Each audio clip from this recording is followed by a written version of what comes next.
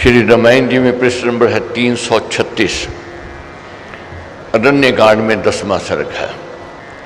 एक एक प्रसंग दिशा दिखाता है, प्रेरणा देता है, रास्ता दिखाता है, पथ की ओर ले जाता है।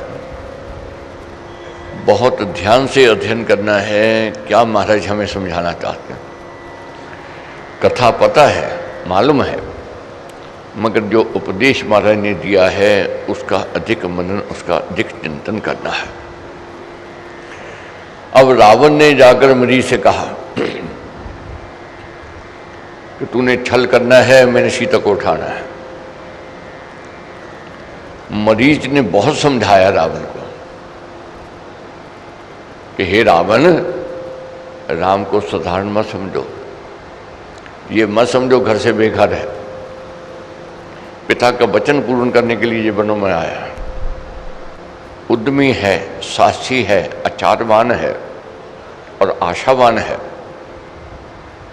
इसलिए उसको जीतना कठिन है, मुश्किल है। तब बात सुनाई, विश्वामित्र जी ने जब किया, तब मरीज ने कहा कि मेरे को याद आता है जब भी मैं काम जाता हूं, उनकी शक्ति, उनके बल, उनके उत्साह को देख करके। कौन ऐसा है मंत्री या सचिव जो तेरे को कुपथ की ओर ले जा रहा है? सचिव कौन है जो तुझे करना चाहे नाश? किसके मन में है बसा असुर वंश का विनाश? कौन चाहता है तेरे वंश का विनाश? मैं तेरे को हित की बात कह रहा हूं, उनसे बैर मत कर, कटुता मत कर। तो क्या है, ऐसा मंत्री जो तेरे को सलाह दे रहा है वह तो हनन योग्य है, मारने योग्य है। तुझसे अधम नर को यदि सके मंत्री ना टाल, तो समझो है आ गया कुल का अंतिम काल। क्या कहा मारीच ने? अब ऐसा लगता है कि अब वंश का अंत आने वाला है। जिनका तू राजा है, आज तेरे कारण तेरा वंश सर्वनाश हो जाएगा। मगर मरीच की बात कहाँ सुननी थी? नहीं सुन रहा था, क्योंकि भाभी प्रबल थी। तब मरीच ने कहा मैंने मरना तो है ही, अब दिखाई दे रहा है मौत। मित्र के हाथों शत्रु के द्वार मरूं, वह उचित है। भाभी है अति बलवती, तुझ पर हुई सवार, मेरे वश अब कुछ नहीं, तुझ में नहीं विचार। अब कहने लगे मरीच, भाभी बलवती है, अब क्या स्थिति आ गई है, तेरे को मेरी बात अच्छी नहीं लगती है, मैं तेरे के हित की बात कह रहा हूं। ताटकासुर ने बहुत बात समझाई, मगर रावण को एक बात भी अच्छी नहीं लगी। तब फिर मरीच को बात माननी पड़ी। मृग बन गया और टहलने लग गया कुटिया के बाहर। और जब मृग को देखा सीता जी ने आकर्षित हो गए। इतना सुंदर मृग ना देखा था कभी, ना सुना था। अब लक्ष्मण जी से कहने लगी कि ये मेरे को मृग चाहिए। लक्ष्मण जी ने समझाया माँ भवानी को कि ये माया से बना हुआ मृग है, ऐसा मृग ना देखा है ना सुना। मरीच जहाँ का है मायाधारी, ये उसी का खेल है, इसलिए माँ हट छोड़ दो, जिद छोड़ दो। मगर माँ के आगे बात बनी नहीं। अब क्या है, जब देखा लक्ष्मण जी ने इनकार किया और इच्छा इतनी प्रबल हो गई थी, राम जी से कहने लगी सीता जी कि मेरे को ये मृग चाहिए। तब महाराज लिखते हैं कि विषम दिवस जिस जन की आते हैं, मनन ज्ञान उसके छुप जाते हैं। जब बुरे दिन आते हैं तो जो बुद्धि गोता खा जाती है, कितना विवेकी से विवेकी क्यों ना हो, कितना बड़ा विद्वान क्यों ना हो, जब कुछ समय आता है मति काम नहीं करती है। फिर काम विवेक विचार न देते, उल्टे पड़ते पासे देते। जब होना हो उल्टा होना, सूझे आद न पूरा पौना। घटना घटिका घोर गिराती, मोह घटा मति पर छा जाती।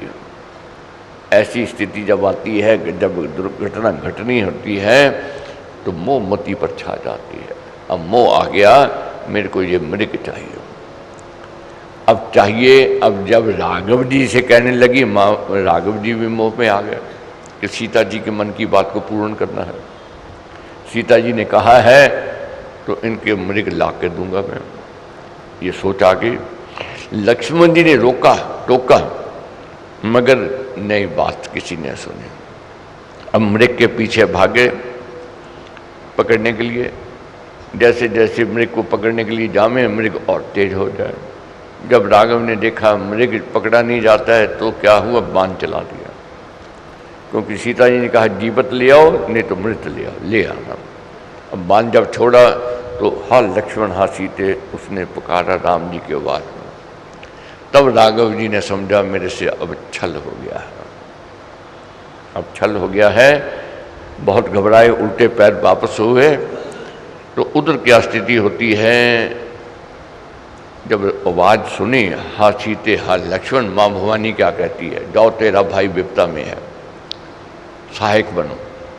लक्ष्मण जी ने कहा कि तीनों लोगों में ऐसा कोई नहीं है जो उनका सामना भी कर सके, इसलिए निश्चिंत हो जाओ, निर्भय हो जाओ। मगर माँ भवानी कहाँ सुनने वाली थी, नहीं बात सुनी। वह तो वीर अवध्य है, अतुल शक्ति भंडार, उसको तीनों लोक में सके ना कोई मार। सीता जी से कहने लगे कि तीनों लोगों में उसको कोई मार नहीं सकता है, इसलिए निर्भय हो जाओ। मगर सीता जी ने हट किया, तो यहाँ तक कह दिया कि तू मित्र भाई नहीं है, तू शत्रु है, तू साथी है भरत का। ताने दिए उलाने दिए और कह दिया तेरा मनोरथ नहीं पूर्ण होवेगा, तेरे मन में वासना है। बहुत कड़वे जब शब्द कहे तब लक्ष्मण जी को हार माननी पड़े, माँ की बात माननी पड़ी। हमारे कहते हानि जब होनी हो तब मति पर छाता मोह, महामुग्ध बन तभी करे मित्र से द्रोह। कष्ट घड़ी आती जबी काल बने विपरीत, शंका हो सुजन में शत्रु लगे निजमीत। तो महाराज ने समझा दी बात, पते की बात है, समझने की बात है। जब मीत शत्रु लगे और शत्रु मीत लगे तो समझ लो बुरे दिन आने वाले हैं। अब क्या स्थिति है, शत्रु तो मीत दिखाई दे रहा है मां सीता को, मगर अपना जो है साथी जो है, अपना भाई जो है, शत्रु दिखाई दे रहा है, उसके बारे में गलत विचार आ रहे हैं। तो ये बहुत सरल पहचान बताई है महाराज ने, बुरे दिनों की क्या निशानी है। अपने बुरे लगने लग जाते हैं और प्राय अच्छे लगने लग जाते हैं। तो क्या हुआ, लक्ष्मण जी गए, मगर लक्ष्मण रेखा खींच दी। उधर क्या है, दूसरी तरफ से रावण आता है साधु का भेष धारण करके। महाराज ने कहा जग में ऐसा देखा गया है, सज्जन के रूप में, साधु के रूप में लोग छल करने के लिए आते हैं और भोले वाले उसमें घिर जाते हैं, फंस जाते हैं। अब माँ सीता फंस रही है क्योंकि साधु भेष में रावण आया था, छल किया उसने, और साधु भेष में जब आया माँ समझ नहीं पाई और सीता का हरण हो गया। राम जाप दे नंद महान मिले उसे, जिसे दे भगवान। तो धन्यवाद करना है उस मालिक का, उस परमेश्वर का और गुरु महाराज का, जिनकी कृपा से ये आनंद ले रहे हैं। राम कथा कितनी मीठी है, कितनी आनंद देती है, खुद आप अनुभव कर रहे हो, कितना रस, कितना आनंद आ रहा है। घर बैठे पढ़ते हैं, बैठ कर के पढ़ते हैं, वह रस वह आनंद नहीं मिलता है।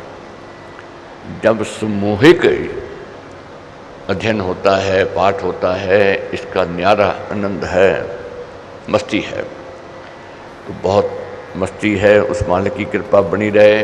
अब यज्ञ पूर्णोत्ति की ओर बढ़ रहा है। 25 दिन पूर्ण हो गए, 15 दिन शेष है। यही प्रार्थना, यही कामना करनी है, जो अब तक निभाया है आगे भी निभा देना, कृपा बनाए रखना प्रभु।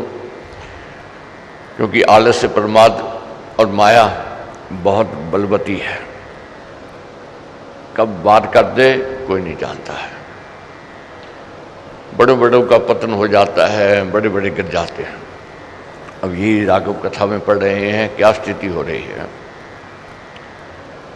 गिरावट की ओर जा रहे हैं और क्या स्थिति आ रही है, बिन कारण अपनों में शंका आ रही है।